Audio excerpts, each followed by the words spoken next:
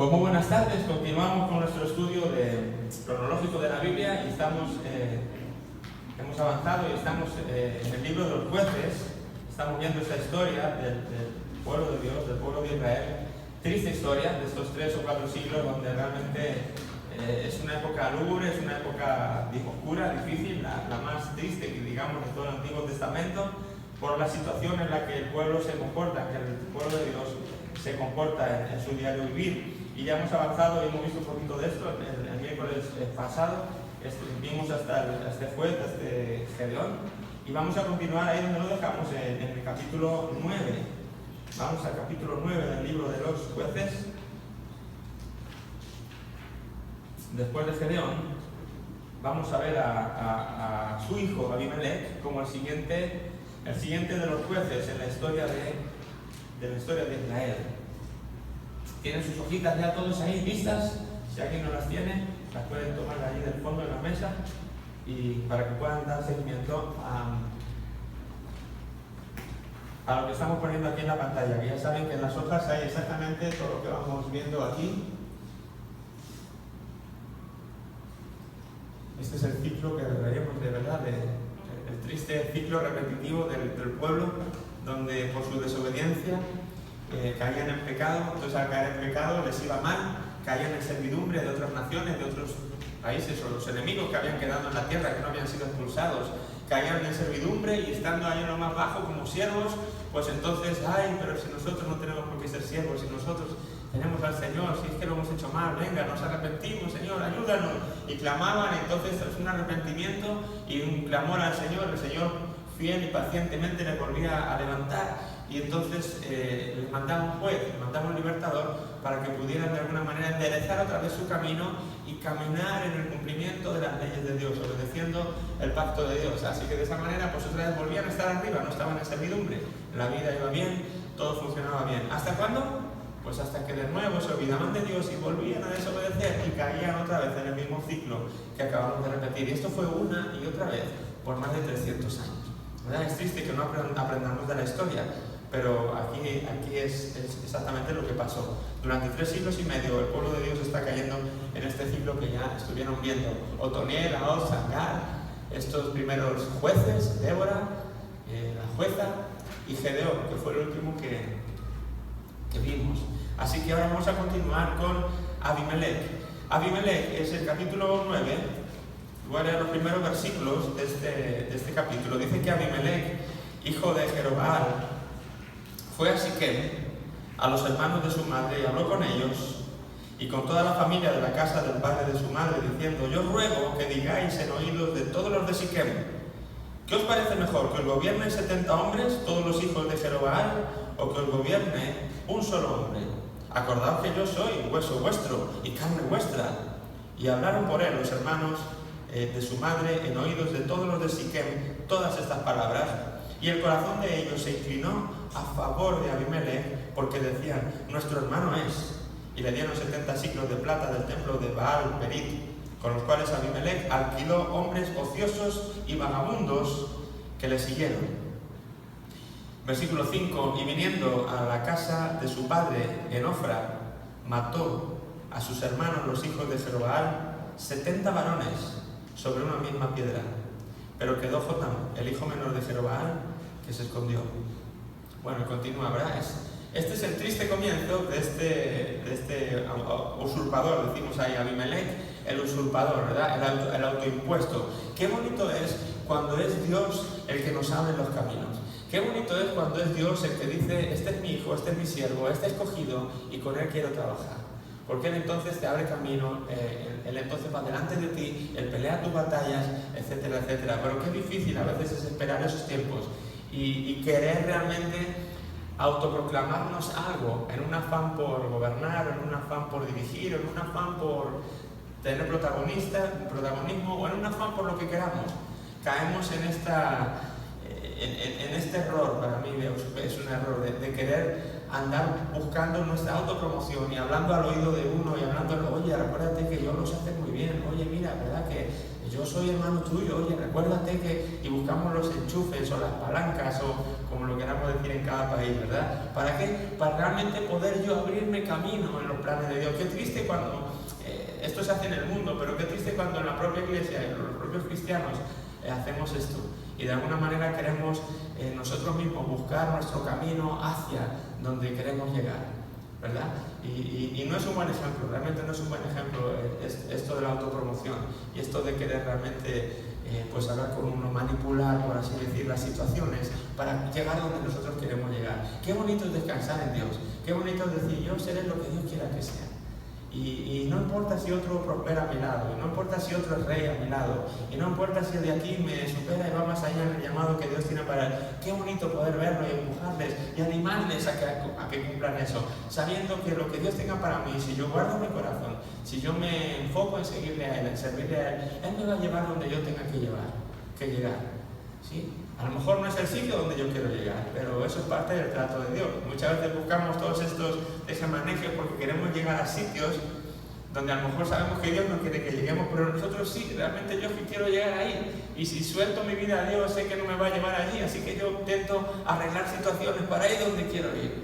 Qué bonito es liberarnos de esos pesos, qué bonito es realmente entregarle por completo nuestra vida al Señor y decirle, manéjala tú, Señor. A mí me encanta ese ejemplo de decir, yo cuando conocí al Señor fue como si me hubiera puesto en el asiento del copiloto, ¿verdad? Antes de conocer al Señor es como si nosotros vamos conduciendo nuestro coche por la carretera, de repente encontramos al Señor y lo que ocurre es que le decimos, Señor, dirige tú mi vida, yo me paso aquí al lado y ahora tú manejas, ¿sí? Él es el que lleva el volante de mi vida, Él es el que dice dónde vamos, Él es el que pone la velocidad, Él es el que a veces detiene el coche y me dice, no, aquí hay que hacer una parada. Qué bonito es estar de este lado del coche, del asiento del acompañante, viendo cómo Jesús dirige nuestra vida. No quieras que Jesús monte contigo aquí al lado y tú sigas dirigiendo. Hay gente que vive así en su vida cristiana. Acepta al Señor y es como dicen, yo te acepté al Señor, le invité a subir al coche. Lo importante es dónde le has sentado, porque si le has sentado a tu lado, aunque Jesús está contigo, tu vida la sigues dirigiendo tú. Y esto es un ejemplo de lo que vemos aquí en Abimelech. Él estaba dirigiendo su vida. Él quería hacer lo que él quería hacer. Y estaba dispuesto a hacer cualquier cosa, incluso matar a 70 de sus hermanos, porque eran un obstáculo para él. ¿Sí? Así que qué bonito es cuando entendemos que nuestra vida no es nuestra, que nuestra vida no nos pertenece, que le pertenece solo a Él y que Él sabe lo que hace con nuestra vida. Y en eso podemos descansar y en eso podemos decir, Señor, no importa si soy rey, si soy juez, si no soy rey o si no soy juez, lo importante es que tú vengas conmigo y que tú estés ahí dirigiendo mi vida. Muy bien, así que este hombre mata a todos sus hermanos menos a uno. Esto es lo que pasa cuando uno controla su vida, cree que la controla del todo, pero sabes que por mucho que tú quieras controlar tu vida, siempre va a haber por ahí un hilo suelto, que a lo mejor tú ni te vas a dar cuenta. Y ese hilo tarde o temprano va a salir por algún lugar donde tú menos esperas, ¿verdad? Y va a dar al traste con muchas de las cosas que tú quieres hacer. Entonces resulta que hay una persona que no logra matar, Jotam. Él dice que se autopromueve para que le sigan, hablando con unos y con otros, como hemos leído, y lo consigue, ¿verdad? Fue nombrado rey, pero de alguna manera ilegítima, no fue un rey legítimo, ¿de acuerdo? Así que como que se autoproclamó, por así decirlo, rey, o unas cuantas tribus le autoproclamaron rey, pero Jotam, al que no consiguió matar, le reprendió por ello y profirió una maldición que no lo derrocaba. Finalmente la maldición se cumplió y los que le nombraron rey, que dice que fueron muertos a filo de espada. ¿Y a quién mató a Abimelech? Pues una mujer soltando una piedra de molino desde una torre, ¿verdad? Al final mucho rey, mucho guerrero en batalla, pero al final pues una piedra en la cabeza termina con tu vida, ¿verdad? Y lo que aparentemente parecía, quizá a ojos de muchos parecía como que, fíjate, le funcionaron sus planes, ¿verdad? Hizo ahí unas cuantas cosas, pero mira, se ve que Dios le bendijo porque pues unas tribus le hicieron rey, estuvo reinando, estuvo diciendo, era ilegítimo, no valía, no fue válido, y su fin fue el que fue, ¿de acuerdo? No se le considera realmente a este Abimelech un verdadero juez de Israel, no está contado entre los jueces, está metido ahí como un usurpador, alguien que se coló en un lugar donde no le correspondía, pero realmente no le reconocen como uno de los verdaderos jueces del tiempo de Israel, porque no ocupó el lugar ni la función que tenían los jueces. Él estaba más interesado por su propia vida que por la vida del pueblo. Él estaba más interesado por su propia posición y por lo que él podía hacer y lo que le iba a repercutir ser rey que por cómo estuviera el pueblo y los demás. Y estas son lecciones muy importantes. ¿De acuerdo? Cuando llegamos al cuerpo de Cristo tenemos que entender cosas como estas, que nuestra primera preocupación no debemos ser nosotros mismos. Nuestra primera preocupación es el cuerpo de Cristo, son los demás. Mirar los unos por los otros, ver a quién podemos suplir la necesidad, a quién podemos bendecir, a quién podemos... ¿Sí? ¿Cómo va a afectar esto a mi hermano? O sea, es siempre mirar por el bien de los demás. Así que este autoproclamado juez pues no llegó a serlo realmente, porque fue algo que lo hizo en la carne, fue algo humano, fue un plan humano y nada más. ¿De acuerdo? Así que ese es el capítulo 9, básicamente lo que nos cuenta en la historia de este Abimelech.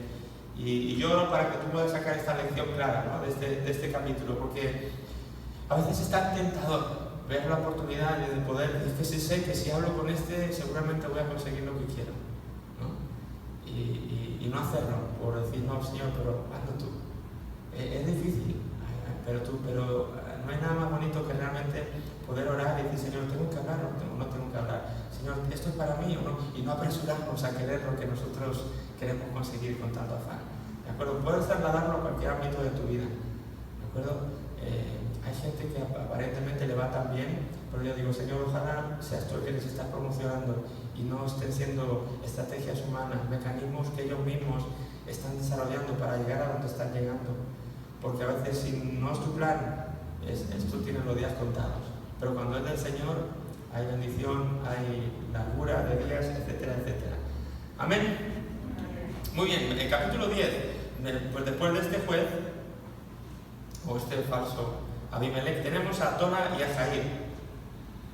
En el capítulo 10, Tola y a Jair. Tras Abimelech se levantó Tola, quien sirvió como juez de Israel durante 23 años. ¿De acuerdo? Recuerden que cuando dice que sirvió a Israel como juez, pues realmente fue esta persona la que estaba al mando, por así decirlo, espiritual del pueblo, la que nos defendía en batalla, el que estaba ahí delante dirigiendo, por así decirlo, la vida espiritual, religiosa, militar, un poco de toda la nación. Y mientras estaban ahí, pues las cosas les iba bien. Por eso dice, sirvió como juez durante 23 años, entonces estaríamos en la parte alta de la rueda que veíamos antes.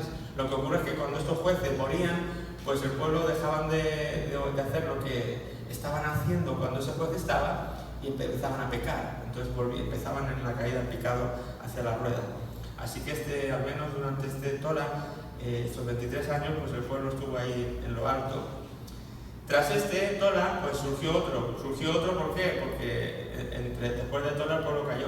Entonces tuvo que surgir otro. Este fue Jair, el cual lo hizo durante 22 años. ¿De acuerdo? Otra vez levantó al pueblo y durante 22 años lo dirigió fielmente en la crista de la hora. Pero tras ellos, Israel volvió a abandonar a Jehová para ir en pos de otros dioses nuevamente. ¿Lo veis? Es un patrón repetitivo. Otra vez pasan estos jueces y el pueblo vuelve a hacer las cosas mal. Aunque Dios dijo que no les ayudaría más, ¿de acuerdo? Fíjense cómo estaría el vaso de la paciencia del Señor, ¿verdad? Que dijo ya no les voy a ayudar más.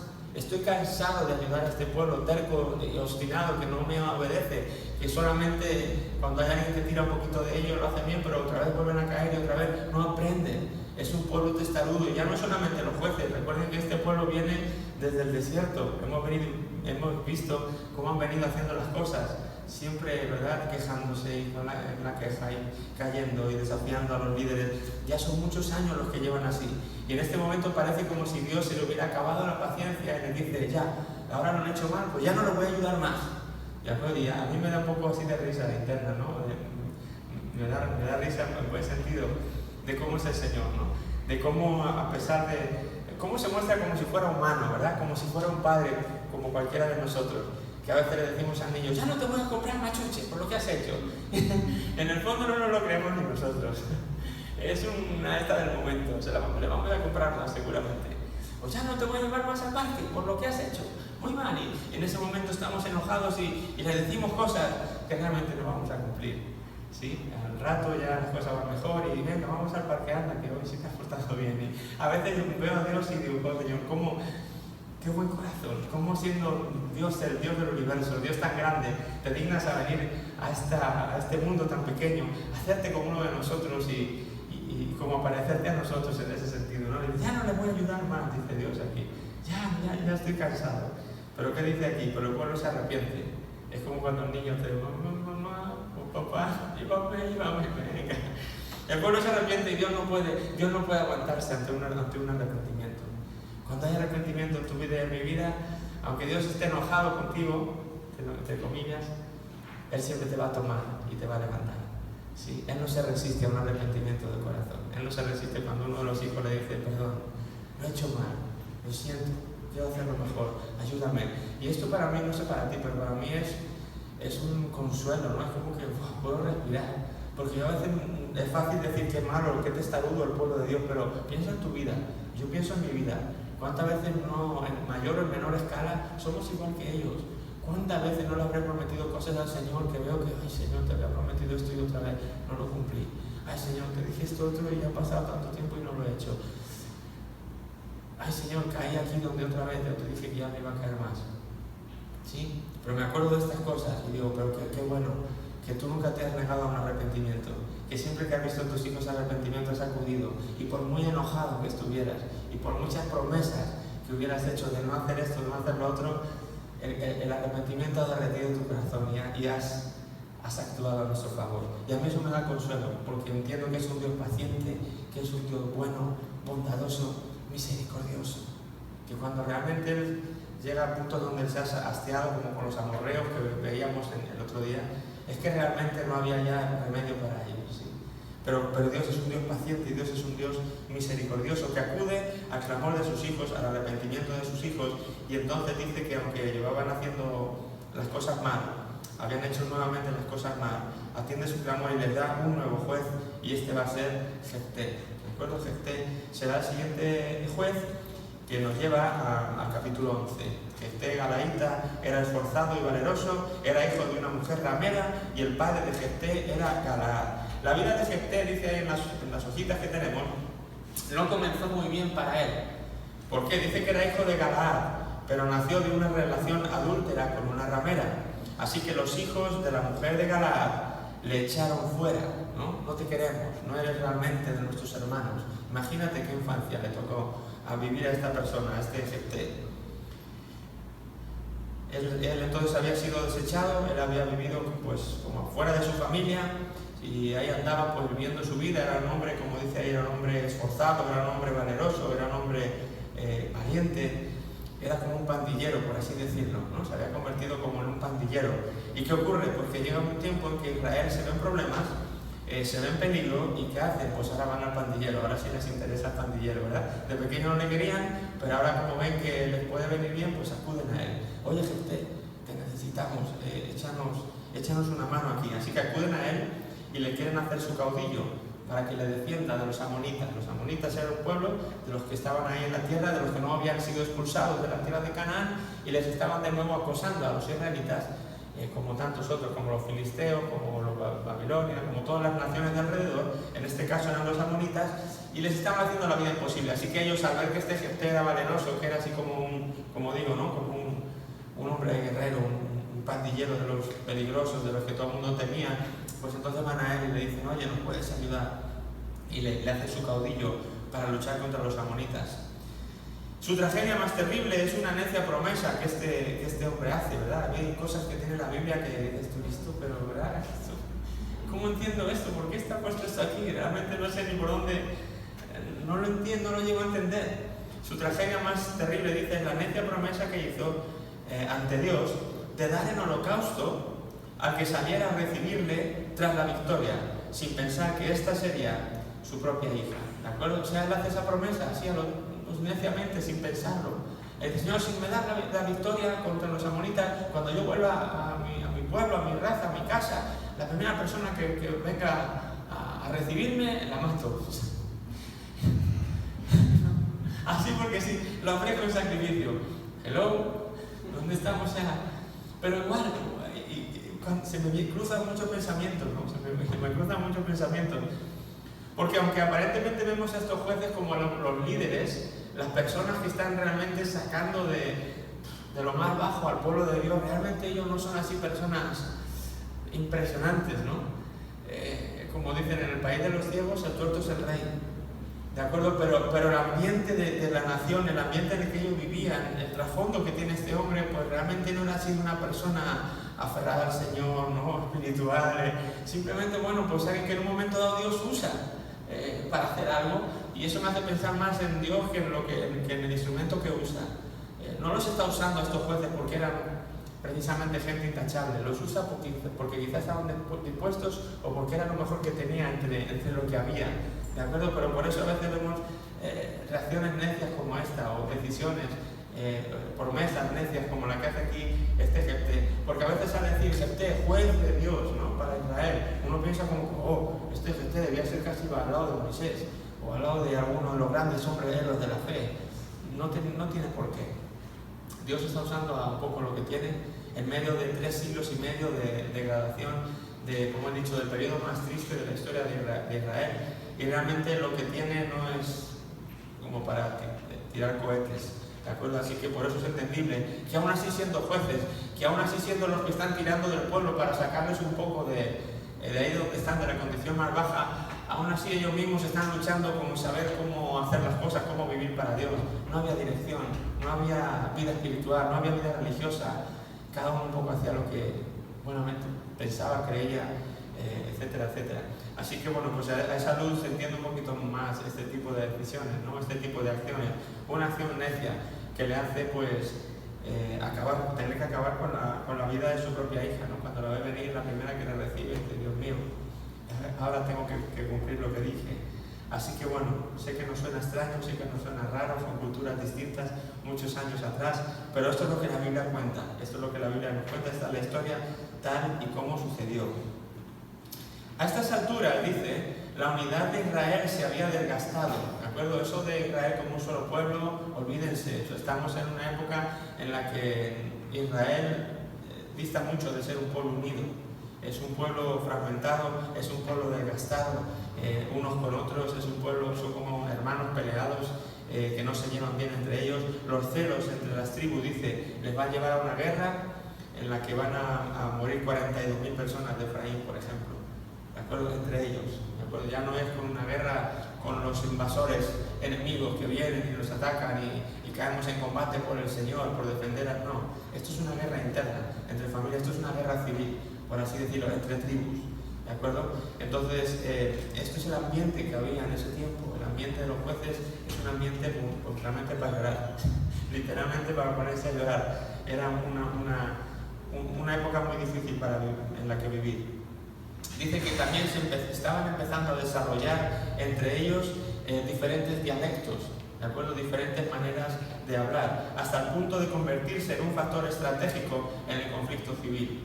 ¿De acuerdo? Hasta pues es que hasta hablamos diferente, ya se veían más las diferencias que las cosas que les unían. Todo esto, ¿verdad? ¿Por qué? Por no hacer las cosas bien desde el principio. Estos son todo consecuencias de no obedecer al Señor al pie de la letra, de pensar que la obediencia a medias de algún modo es sustituto de la obediencia completa. Y la obediencia completa no tiene sustitutos. No hay ninguna casi obediencia que de alguna manera compense la obediencia o se ponga a la altura de lo que es una obediencia. ¿Qué había dicho Dios de las naciones a las que iban, de los moradores de la tierra de Canaán? ¿Qué tenían que hacer con ellas, con todas las naciones que encontraran en Canaán? ¿Qué había dicho Dios? Sáquenlas. Saquen a todas las naciones que hay ahí. Destruyan a las naciones, no dejen a nadie. Es que era Dios caprichoso, es que Dios, no, es que Dios sabía lo que decía. Pero a veces nosotros tenemos una idea mejor. Ahí vemos nosotros con nuestro plan B, diciendo, Señor, si es que yo creo que es tan bueno como el tuyo. Es lo que realmente decimos, aunque no lo confesemos con esas palabras. Pero a veces cuando Dios nos dice algo, ¿no te ha pasado? Que se te ocurre un plan que dices, es que yo sé que esto casi pues no es lo que Dios ha dicho, pero a mí me da que no pasa nada, que es casi igual que el plan que Él me ha dado. Que aunque esto no lo estoy cumpliendo, pero realmente no creo que tenga tanta importancia. Esos no creo, esos a lo mejores son los que a veces nos complican la vida, por no decir, no, el Señor ha dicho esto, es esto. Puedo intentar hacerlo tal cual. Dios había dicho, saquen a todas las naciones de ahí, no dejen a nadie. ¿Por qué? Porque uno de los problemas era eso, iban a caer en idolatría, iban a caer en matrimonios mixtos, iban a caer en un montón de cosas que realmente cayeron. Empezaron a desarrollar diferentes dialectos. Claro, los de la tribu X que dejaron ahí viviendo a los de la nación y pues de repente empezaron a copiarse palabritas de aquí y de allá, y los de la otra nación de allí que tenían a los filisteos porque decían esto de otra manera, pues empezaron y así cada uno empezó a desarrollar como diferentes maneras de hablar, que cuando ya convivían, pues ya no hablamos igual, pues ya mira, ahora tú dices así, pues ahora tú ya no eres como yo, y empezamos a poner esas separaciones, esas divisiones entre nosotros que nos hacen realmente ser más débiles, más pequeños y estar expuestos, ¿verdad? No es el plan de Dios ese. Así que esto es lo que está pasando. Realmente la unidad se ha desgastado, no hay unidad en el pueblo de Dios, las tribus cada una está mirando por lo suyo, van a lo suyo, están con celos de las demás tribus, están compitiendo entre ellos, incluso matándose unos a otros. Este es el ambiente de los jueces, este es el ambiente que vivía y se respiraban, o que tuvo que vivir el pueblo de Dios en la época de los jueces.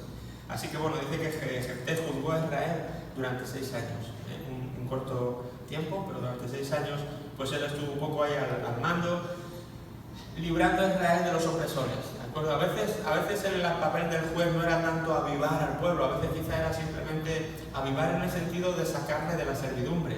Quizá estaban los amonitas haciéndoles la vida imposible, Dios levanta a un juez como este Jefté, que lo que hace es que lucha contra los amonitas y expulsa a los amonitas para que ellos ya no estén en servidumbre de los amonitas. Pero no significó un avivamiento espiritual. ¿De acuerdo? Este era, pues, como decimos, un hombre con una infancia difícil, un pandillero que realmente viene, le toman y por su carácter aguerrido y belicoso, pues el hombre entra y lucha contra los amonitas y los expulsa y bueno, saca a Israel de la servidumbre. Pero poco más, en 6 años no da mucho tiempo a hacer espiritualmente ningún estrago, ¿de acuerdo? Bueno, eso es el capítulo entonces 11 que nos habla de Jefté. El capítulo 12 tenemos a Hithram, Elón y Abdón. Otros 3 jueces, pues menores por así decirlo, ¿verdad? El juez que sigue a Jefté es Hithram y juzgó a Israel 7 años. Después Elón durante 10 años y después Abdón durante 8 años. Bueno, muy breve, si lo quieren leer en casa, pues ahí tienen ese capítulo, pero es poquita la información que se nos da, salvo destacar que ellos fueron los jueces. Capítulo 13, ahora sí entramos en uno de los jueces, pues digamos más extensos, por así decirlo, ¿no? Porque no sé si decir más importante en contenido, más extenso, digamos, ¿no? Es como los profetas mayores y menores. Los profetas mayores y menores son mayores porque tienen más contenido, no porque sean más importantes, ni lo que dijeran fuera más relevante, simplemente porque tienen más contenido. En ese sentido, Sansón podría ser como un juez mayor, solamente porque tiene más contenido, tiene más capítulos del 13 al 16, y se nos cuenta la historia de este hombre. Pues igualmente, ¿no? Cómo nos choca en muchas de estas cosas. Aunque el israelita común, dice, en este tiempo, lo que buscaba que era pues vivir una vida tranquila, ¿verdad? En esa tierra buscaban pues labrar su tierra pacíficamente, quizá no meterse en problemas con nadie, pero aún así, pues aunque ellos no querían meterse en problemas, había esas naciones a las que no habían expulsado y a ellos, estas otras naciones sí querían problemas, sí querían realmente atosigar o querían vivir a costa de los demás. Entonces estos filisteos pues son intrusos que llevan ya 40 años oprimiendo a Israel, ¿de acuerdo? Llevan ya 40 años oprimiendo a Israel. ¿Qué dice? Dice que debido al uso del hierro, los filisteos son ahora más eficaces en las labores agrícolas y militares. Habían desarrollado herramientas y habían hecho armas utilizando el hierro, por lo tanto se habían desarrollado más y eran capaces de hacer cosas que los israelitas aún no eran capaces de hacer. Sus armas militares inusualmente fuertes, dice, parecen demandar una respuesta inusualmente fuerte también, y esta va a aparecer bajo la estampa de Sansón. ¿De acuerdo? Y filisteos era así como que quién va a poder echar, era como una potencia, ¿no? Mundial en ese tiempo. Para los israelitas era así como que, ¿y quién va a echar a esta gente ahora? ¿Cuándo vamos a poder nosotros combatir con una nación así?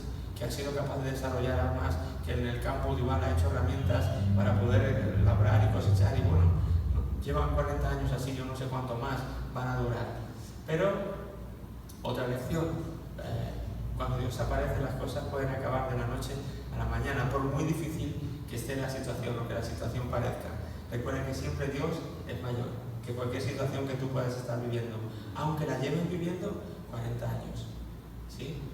Puede que mañana tu vida cambie por completo. ¿Por qué? Porque Dios aparece y en un instante es capaz de cambiar las cosas. Tenemos un montón de historias en la Biblia que lo confirman, tanto del Antiguo como del Nuevo Testamento. Así que anímate si estás pasando por una situación así en la que te ves que tienes unos filisteos encima que no te dejan vivir, que te están haciendo la vida imposible y que llevan haciéndolo ya un buen tiempo sobre tu vida. No prolongues esa historia hasta el final de tus días. No pienses en tu mente, esto ya va a ser así hasta que me muera. Esto, pues es que yo no soy capaz de combatirlo. Esto, no. Yo te animo en esta tarde a que tú puedas decir, esto está siendo así porque Dios lo está permitiendo y será así solamente hasta que Él quiera. Porque Él puede levantar un Sansón en tu vida. ¿De acuerdo? Que cambie tu situación de la noche a la mañana. ¿Qué decir de este Sansón? Pues tremendo personaje, ¿no? Tremendo personaje. Difícil también de digerir, ¿no? Cómo se comporta este hombre, las cosas que hace. Empieza muy bien. Dice que tiene un nacimiento milagroso. En el capítulo 13 nos dice que pues lo que va a pasar con él, ¿no? Más bien, digamos que viendo el inicio de cómo este hombre entra en escena, uno le auguraría un final feliz o distinto al que quizá el hombre vivió, pero terminó realmente mal. Dice que era un líder que va a romper con su voto nazareo a tocar el cadáver de un león. ¿Recuerdan cuando vimos los nazareos? Cuando vimos lo que era una persona nazareo, ¿no? Unos votos que se hacían de pequeño y que te daba, por así decirlo, diferentes... Podías hacer distintas cosas que no cualquier persona podía hacer. Era como una persona consagrada al Señor, ¿de acuerdo? Pero por ser nazareo, tenía ciertas restricciones en tu vida. No podías cortar el cabello, no podías tomar vino, no podías tocar cadáveres, etcétera, etcétera. Esos eran requisitos para seguir siendo nazareo, voto nazareo. Recuerdan que los nazareos eran para poder... por así decirlo, si no eras levita, no eras de la tribu de Leví ni eras de la familia de Aarón, no podías ser ni levita ni sacerdote, pero Dios de alguna manera compensa y da esta posibilidad de tener gente dedicada al Señor aún sin ser ni levitas ni de la tribu de Aarón. Entonces estos eran los nazareos. Así que este hombre pues realmente le consagran como nazareo, se augura para él un buen final, pero vemos que vez tras vez este hombre va a estar rompiendo con lo que realmente se esperaría de él. Es un líder muy carnal también, que se va a casar con una extranjera, ¿de acuerdo? Es como que va rompiendo las normas una tras otra. Es un líder que se acuesta con una prostituta y es un líder con un temperamento tempestuoso, ¿de acuerdo? Dice que aún así, y esta es otra cosa que nos enseña mucho en esta tarde, aún así, dice que Dios le usa mediante grandes hazañas personales para hostigar y destruir a miles de filisteos. ¿Dónde estoy? Aquí, hasta su último episodio, el cual le cuesta también su propia vida. Uno esperaría, ¿verdad?, que cuando tú ves a Sansón obrar, yo no sé tú cuando lees este relato de este juez, pero cuando tú ves obrar, ya esperas como que Dios retire de él su fuerza, ¿no? Dice, a ver, ya con lo que ha hecho, como que ya Dios no le puede usar. Que a veces tenemos ese concepto de que realmente Dios me usa en base a lo que yo hago. Entonces, si yo hago las cosas bien, Dios me usa más, y si yo hago las cosas mal, Dios me usa menos. Y a veces es que queremos limitar a Dios en cajas que realmente no tiene. Yo digo que Dios está fuera de cualquier caja que tú y yo lo queramos poner. Y Él nos demuestra que sigue siendo soberano y que Él de alguna manera hace las cosas como Él quiere. Aun a pesar de nuestra lógica, a pesar de que no entre en nuestros cuadros de lógica, Él sigue siendo Dios. Y aquí una vez más lo vemos. ¿De acuerdo? ¿Cómo puede ser que una persona ante un pecado, ante haber hecho algo mal, Dios llega y dice, pues retiro mi favor de Él? Y hay casos en los que eso se ha hecho. Ahora es siempre 100% de los casos que cuando una persona hace algo mal, entonces ya Dios se retira de él, pues tenemos el ejemplo de Sansón para decirnos que no. Que aun a pesar de ser un hombre que dice, no le pegas al líder, está rompiendo una y otra vez, está haciendo las cosas mal, yo ya si fuera Dios ya no hubiera quitado mi gracia de él. Bueno, pues Dios decide que no, que a él se la va a dejar. ¿Por qué? Porque Él sabe más, Él es juez, Él es el Señor, Él es el que sabe lo que va a hacer con cada uno de nosotros y Él es el que sabe dónde va a terminar todo y Él es soberano. Eso es soberano, Él hace y deshace como Él quiere, ¿de acuerdo? Aún a pesar de lo que nuestra lógica nos pueda decir. Así que aún así Dios sigue usando a este hombre mediante hazañas personales para poder destruir a estos filisteos que están realmente hostigando ya durante 40 años al pueblo de Dios. Él dice que es el único juez que no dirige ejércitos. Normalmente los jueces formaban un ejército y ellos salían en batalla liderando los ejércitos, Pero este hombre no va a funcionar así. Es el único juez que no va a dirigir ejércitos, que va a actuar así como un lobo solitario, apoyado por esa fuerza inusual que Dios le ha dado. Dios le dio esta fuerza de nacimiento, que es pues inexplicable igualmente, porque a veces tú, por mucha fuerza que te imagines que pueda salir de los músculos de un hombre, no es para lo que este hombre hacía. O sea, no puedes echarte las puertas de una ciudad a los hombros y cargar con ella. No puedes matar a 1000 hombres de una sentada. O sea, dices tú, Dios mío, ¿qué no sería ese hombre? O sea, ¿cómo es posible que tú puedas realmente obrar con una fuerza así a través de los músculos de un hombre? Pero bueno, él vio que con esa fuerza le bastaba, él no necesitaba hacer ejércitos, él sabía y veía que con su fuerza podía realmente hacer cualquier cosa y dependía de su fuerza para ello. Así que él actuaba solitario, él si veía un problema iba y luchaba con 1000, con 3000, con leones, con lo que hiciera falta. Él solito se lo guisaba y se lo comía. Dice que juzgó a Israel en el tiempo de los filisteos. ¿Durante cuánto? Estuvo 20 años juzgando o dirigiendo a Israel en esta etapa. Dice que Sansón es el reflejo de la propia historia de la nación Israel, marcada por la prostitución con otros dioses como Baal o como Astaroth. Realmente vemos en Sansón un reflejo de la nación, pero sí, usando una gracia que Dios le ha dado. Pero como he dicho antes, no por tener la gracia de Dios, o Dios le dio esa gracia porque realmente él era un hombre impresionante de carácter y cumplía toda la... No, él no estaba haciendo las cosas bien, pero simplemente Dios decidió en su gracia o en su sabiduría de dejar esa fuerza sobre él y dejarle que actuara. Pero realmente está reflejando con su vida lo que la nación también está reflejando a nivel nación. Una persona que no tiene estándares realmente, que no están comprometidos con el Señor, que no saben a dónde van, que hoy hacen las cosas bien, pero a lo mejor ni saben por qué lo están haciendo bien, pero mañana las hacen mal. Tan pronto pelean por Dios como se van con otra mujer o se van con otro Dios y son cosas que no encajan, ¿no?, en la mente de uno. Decir, ¿qué está pasando aquí? Hay tal confusión. Esa es la época de los jueces. Es una confusión total, a nivel nacional, a nivel individual, a nivel de todo. Pero a pesar de ello, Dios navegó por esas aguas turbulentas y continuó con el plan de Dios, con su plan de continuar hacia donde tenemos que continuar. ¿Recuerdan la metanarrativa? Cuando veíamos al principio, ¿no?, la metanarrativa de Dios, como Él tenía un plan concebido que todavía no ha terminado. Eso se consumará cuando Él venga de nuevo y ponga fin a todo. Pero Él ya lo tenía todo en la mente y Él iba a coger un hombre, Abraham, para crear una nación y a través de esa nación poder llegar hasta un Salvador y a través de ese Salvador bendecir a todas las naciones y después, ¿sí? Entonces, si en este tiempo de jueces el Señor lo hubiera abandonado, pues realmente no hubiera abandonado solamente a Israel, hubiera abandonado todo este plan mundial de la metanarrativa. Entonces él no estaba dispuesto a hacer eso. Él seguía y sigue hasta que lo complete con esa idea de poder terminar las cosas hasta su final. Entonces él se mantuvo fiel al pacto a pesar de que es una gente que no está demostrando fidelidad al pacto. Él siguió dando dones a la gente a pesar de que esa persona no era digna quizá de recibir esos dones. ¿De acuerdo? Pero Dios está siendo fiel porque Él tiene en mente algo mucho más grande que Israel, ¿verdad? Y Él quiere, de alguna manera, está dispuesto a seguir adelante aún con gente como Sansón o aún con gente como la nación de Israel. ¿De acuerdo? ¿Por qué? Porque tiene en mente algo mucho más grande que la propia nación de ellos. Muy bien, entonces, como digo, ¿no?, es un hombre que está filtrando con las mujeres, que se casa con esta, que vende los secretos de Dios, que es un desastre. Si han leído la historia, pues un poco ya saben cómo va. Y cómo termina también, ¿no? Cómo termina la historia de Sansón con ese último, bueno, el pecado. Él confiesa su secreto, el secreto de su fuerza a esta mujer. Y la mujer le confiesa el secreto, Dalila le confiesa el secreto a los líderes y vienen, le atrapan, le llevan ahí a la cárcel, le sacan sus ojos y le ponen a trabajar ahí para los filisteos en una rueda de molino.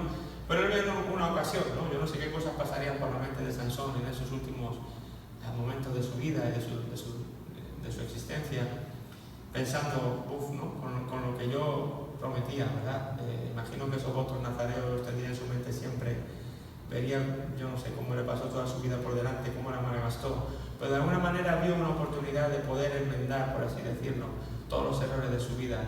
Y estando en esta fiesta que estaban teniendo todos los filisteos ahí reunidos en un gran templo, pues él le llevan ahí para que les divierta, y él pide que le lleven junto a 2 columnas, ¿verdad? Y él va a esas 2 columnas, y cuando está ahí, pues él dice: Señor, dame tu fuerza por última vez. Y ahí Dios sí le había retirado la fuerza por haber dado el secreto de su fuerza, pero él le pide una vez más: Señor, dame fuerza por una última vez para poder cumplir la misión para la que tú me habías enviado. Así que el Señor le concede la fuerza una vez más, recuperar la fuerza una vez más, y él es capaz de empujar las 2 columnas principales, y todo el edificio se viene abajo y mueren. Dice que mató ahí en ese lugar más filisteos que los que habían matado luchando, ¿no? en su vida. Y así es como de alguna manera pudo cumplir con los planes de Dios. Pero qué triste, ¿verdad? Qué triste que pudo cumplir con los planes de Dios, pero no haberlo cumplido bien. Habiendo tenido la oportunidad de hacerlo mejor, qué pena por lo que tuvo que pasar. Pero una vez más, aprendemos de Dios. ¿Qué aprendemos de Dios? Su paciencia. Una vez más, su misericordia, el que mira más allá de nosotros mismos, el que mira por el bien del plan que Él tiene en la mente. Y eso hace también contigo y conmigo. Así que, bueno, pues ese es Sansón. No sé si tenéis alguna pregunta, algo que queréis aportar de este hombre, algo que os ha... que por ahí os veo callados hoy. ¿Tenéis algo por ahí que queréis comentar? Que no os encaje, que sí os encaje. Yo sé que no es un tema muy mal, ¿verdad? Porque es un tema triste. Estamos aquí tratando unos siglos de penuria, ¿no? Estamos caminando por los capítulos más oscuros y más tristes de la historia de Israel, ¿no? Y a veces nos puede dejar un poco así de jolín. Es que qué mal, ¿no? Que lo hacen, ¿por qué? Si era el pueblo de Dios, ¿y por qué si este? Pero bueno, pues así es la vida, así es como se cuenta. Pero lo que decimos, aprender siempre de Dios, de su misericordia, de su fidelidad, de su benignidad, de cómo siempre que clamamos a Él arrepentidos, siempre está ahí para levantarnos, etcétera, etcétera, ¿no? Veamos más allá de la circunstancia, veamos más allá de lo que los hombres están haciendo, y levantemos nuestra mirada para ver qué es lo que Dios hace en medio de esas circunstancias. ¿Tú crees que después de ver aquí cómo está la nación, y después de ver que Dios no abandonó ni a la nación ni a su plan, ¿tú crees que será capaz de abandonarte a ti o a mí, por muy mal que podamos llegar a hacer un día las cosas? Para eso tenemos que ver. Ese es el punto de vista que tenemos que llevar a este tipo de historias que vemos en el Antiguo Testamento. ¿Sí? Quizá tienes un familiar que fue creyente en algún momento, no sé, y se apartó, por ejemplo. Y ahora, a día de hoy, no está siguiendo al Señor. Yo miro esa historia, miro cómo Dios obra aquí, y yo solo puedo ver esperanza. ¿Sí? Pero a veces es difícil, no, pues ya va a ser difícil que se arrepienta. Ya es que fíjate, está malgastando los dones que Dios le dio, porque en su tiempo esta persona dirigía la alabanza incluso, o enseñaba la palabra, pero ahora ya está súper apartado, pues está viviendo que no quiere saber nada del Señor. Y en nuestra mente el enemigo aprovecha esos momentos para decirnos: ya le pasó su oportunidad, ya no tiene esperanza, ya no hay remedio para él, ya deja de orar por él, o por ella, ya es un caso perdido. Yo no sé si tú te has experimentado esta lucha mental, estos dardos de fuego del enemigo en tu mente. Pero yo miro la Biblia, yo miro esta época de los jueces, y yo digo, por muy mal que pueda estar mi tío, mi prima, mi hermano, mi papá, espiritualmente hablando, no creo que esté peor que cualquiera de esta situación que yo coja de jueces. A nivel nación, a nivel individual, jueces, me da igual. Pero yo lo que veo encima de todo esto es que Dios es fiel, y Dios está dispuesto a perdonar, y Dios está dispuesto a actuar, y Dios está dispuesto a hacer concesiones, y Dios está dispuesto a romper las cajas de lógica para hacer lo que Él quiera. Y si Dios pudo devolverle la fuerza a Sansón, pues porque eso colaboraba con su plan, ¿por qué no va a poder devolverle la vida espiritual a la persona que quizá tengas ahora mismo en la mente? No desesperes. Quiero animarte en esta tarde a que sigas orando por él, por ella, a que sigas pensando y creyendo que Dios a veces rompe los cuadros de lógica, a veces hace cosas que no entendemos. Quizá no has entendido el por qué esta persona se tuvo que apartar, quizá no has entendido cómo. Es igual, no luches con el entendimiento, simplemente dobla tus rodillas y no dejes de orar por él o por ella, y de reclamar promesas como esta. Señor, tú estuviste con Sansón y le devolviste esta fuerza cuando quizá no lo merecía. Señor, tú al pueblo no le dejaste, aun cuando estaban yéndose en pos de otros dioses y cuando se mataban entre ellos y cuando distaban mucho de ser un pueblo ejemplar, ejemplo para otras naciones. Aún así tú no les dejaste, nunca les dejaste. Y estuviste con ellos 3 siglos y medio acompañándoles en su momento más oscuro. Pero la historia después mejora. ¿Sí? Dios sigue adelante y el pueblo mejora y al final seguimos aquí y Dios sigue sentado en su trono y Dios sigue siendo soberano. ¿Tú crees que no lo va a hacer contigo? ¿Con tu familiar, con tu amigo, con tu vecino? No desesperemos. Estas situaciones difíciles nos tienen que levantar la esperanza, que nuestra fe no decaiga y que no dejemos de pelear, porque aunque sea al final de la vida, de sus días, nunca sabemos cuándo es el tiempo de Dios y por qué está haciendo las cosas de esa manera. No lo vamos a entender, pero no somos llamados a entender, somos llamados a obedecer y a adorar y a orar y a interceder. A esas cosas sí somos llamados. Y a veces perdemos más tiempo luchando con el Señor por querer entender que en oración, por ejemplo, o intercediendo por esas personas, o dándole gracias aún a pesar de no entenderlo. Eso es mucho más eficaz que decir, Señor, pero es que no entiendo, Señor, pero explícame, Señor, pero ¿cómo es posible? Y dale, ¿no? Y mientras estamos haciendo eso, ni estamos orando, ni estamos intercediendo, ni estamos alabando, ni estamos dando gracias por todas las demás cosas que tenemos. Entonces, concentrémonos en todo eso. Dejemos de si no entendemos o si entendemos o no entendemos, no importa, tú sigue adelante y deja que el Señor en sus planes y en sus tiempos te dé aquello que Él crea conveniente. Amén.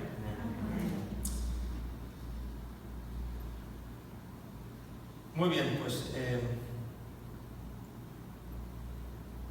no me va a dar tiempo a mucho más, no quiero continuar. Quedan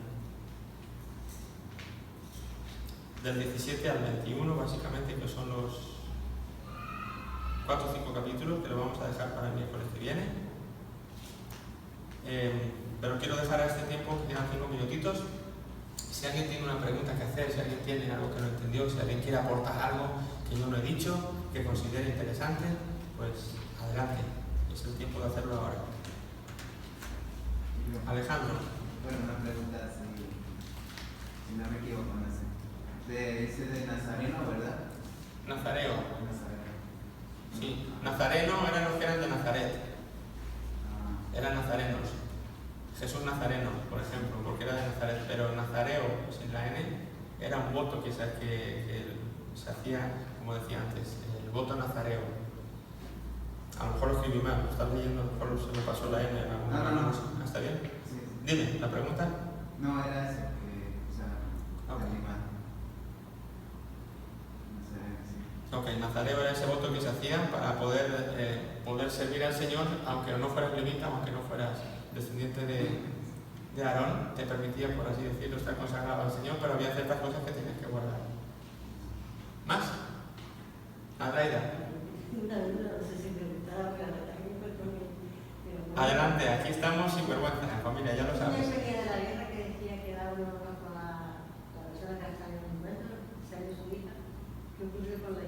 La tuvo que matar. Ofrecer un holocausto.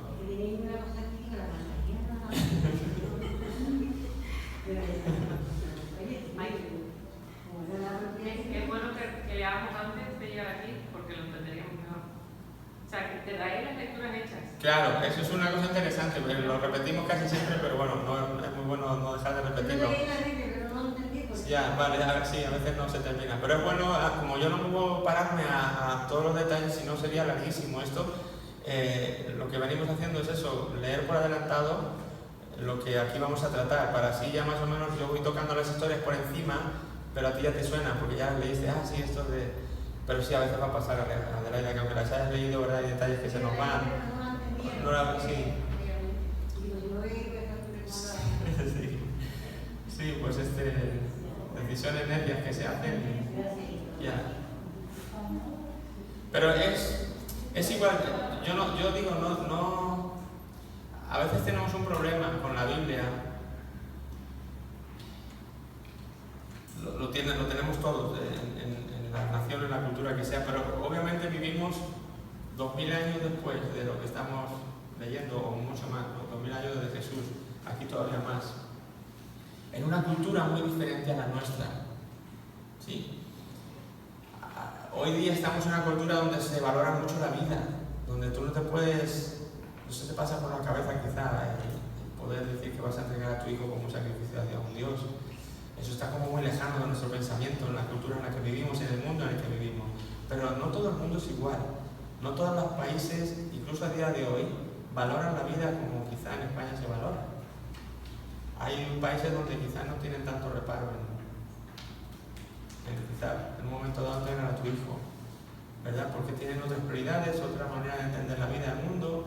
Es muy diferente y estos contextos están muy lejanos de nuestros tiempos. Entonces quizá aunque les costara matar a un hijo, pero bueno, tenían otro y ya está, tampoco era...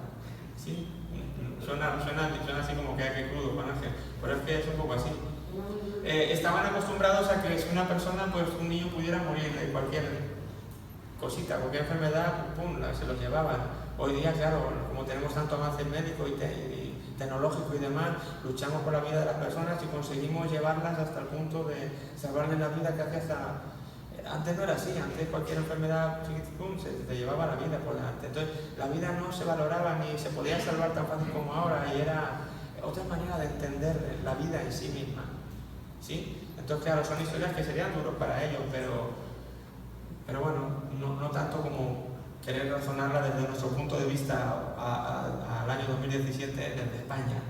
¿De acuerdo? Entonces cuesta mucho cruzar todas esas barreras culturales y de tiempo hasta llegar a esta historia donde nos están contando. Pero si hubiéramos nacido en ese tiempo, la mente no nos estarían saltando 1000 alarmas como nos están saltando ahora, y si estuviéramos en esa cultura, ¿de acuerdo? Aunque nunca dejó de estar bien, nunca Dios dijo, sí, eso pues no pasa nada, no se podía hacer. Pero dentro de eso, si pasaba, tu mente no saltaban tantas alarmas como nos saltan ahora, con cosas así. Como lo que decimos, cuando pasaban y tenían que masacrar a toda una nación. Ellos los mataban, hay unos y otros, mujeres, niños, sí, era malo, pero estaban acostumbrados a eso. Estaban acostumbrados a hacerlo continuamente, a ver qué era lo que se hacía entre naciones. Era lo que estaban acostumbrados, era lo que habían vivido. Entonces no era tan raro para ellos. ¿Por qué es un mandamiento no matarás si eso lo va a hacer no tan Porque cuando dice no matarás, es en el sentido de que yo me encuentro con un tipo en la calle y te digo, Ruth, joder, no me gustan tus gafas, y te mato, sí, sin razón. Pero no, por ejemplo, el matar en acto de guerra no es el no matarás. Por ejemplo, el no matarás de los mandamientos es así, no matarás sin razón, sin causa. Pero en una guerra sí está permitido matar. No era ese tipo de mandamiento, el no matarás, no era en un conflicto bélico, ese mandamiento no se podía, no aplicaba. Ese era otro tipo de matanza, por así decirlo, que no era el no matarás. Nosotros para el no matarás es como general, matar es matar, decimos, ¿no? No, en ese contexto no, matar era porque quiero, simplemente, porque decido hacerlo sin más. Eso es lo que no puedes hacer, lo que Dios dice, no, eso no se hace. Pero en un conflicto bélico era permitido matar unos con otros para defender a la nación, por ejemplo. Entonces depende de la situación. Yo creo que ya Dios sabía que Israel iba a fallar, ¿verdad? Sí. Todo eso. Entonces él también cuando iba a la tierra de Canaán, si él hubiera querido, nos la hubiera dado ya limpia. ¿Entiendes? Sin nada. La tierra prometida. Pero él quiso que eran fáciles. Es una buena pregunta porque aún más allá cuando dice, aunque no hubiera sido así, porque no lo dice expresamente, pero sí dice expresamente que permitió que Israel no echara a todas las naciones para probarlos. Dice, no me acuerdo ahora mismo el capítulo donde está, pero dice que Dios permitió que los israelitas no echaran a todas las naciones de la tierra prometida para probarles. Y vemos muchas veces eso, como también en el trayecto por el desierto, que dice que Dios para probarles, para ver lo que había en su corazón. A veces Dios permite los enemigos de nuestra vida, a veces Dios permite las adversidades de nuestra vida, porque más allá de eso quiere probar que hay en nuestro corazón también. Y quiere probar si vamos a ser fieles a lo que nos está pidiendo o no nos está pidiendo. ¿Sí? Entonces es un buen punto. Sí, claro, si hubiera querido lo podía haber hecho, pero lo deja así para decir, bueno, pero a ver qué haces, a ver si me obedeces o no. ¿Sabes? Claro, él podía haber hecho un mundo sin mar, pero no lo ha hecho, y entonces eso son oportunidades para nosotros de mostrarles si le amamos o no le amamos. Pues él podía haber condicionado la vida a que todo el mundo le conociera y todo el mundo le amara por sí, pero no hubiera sido un amor verdadero, porque el amor verdadero es una decisión que uno tiene que dar y no puede ser una imposición de otro. Entonces son maneras que Dios deja ahí para, de alguna manera, le valen también para sopesar si realmente nosotros, hasta qué punto nosotros estamos dispuestos a colaborar con Él, a amarle, a obedecerle, etc. etcétera, etcétera. ¿Más? Está interesante hoy. ¿Todo bien? Muy bien, pues si queréis lo dejamos aquí. Terminamos el miércoles que viene, pero vamos a hacer una oración para acabar este tiempo. Luis, tú podrías ahí, con esa voz melodiosa y constipada que tienes, podrías levantarte y hacer una oración para despedirnos, por favor. Señor Dios Todopoderoso, gracias, Señor, por este momento que hemos estado compartiendo este momento de estudio, Señor, de poder aprender un poquito más sobre tus planes, sobre la tierra, Señor, sobre el pueblo. En el nombre de Jesús te damos gracias, Señor, por haber dado la sabiduría a Juan Ángel. Te pedimos que bendiga su vida. Y gracias, Señor, por permitir estar aquí, Señor. En nombre de Jesús. Amén. Amén. Muy bien, pues que Dios les bendiga, lo que vayan a hacer. Nos vemos, si Dios quiere, que el domingo no fallen, vengan a la oración, los que puedan, y después a la reunión. Que Dios te bendiga.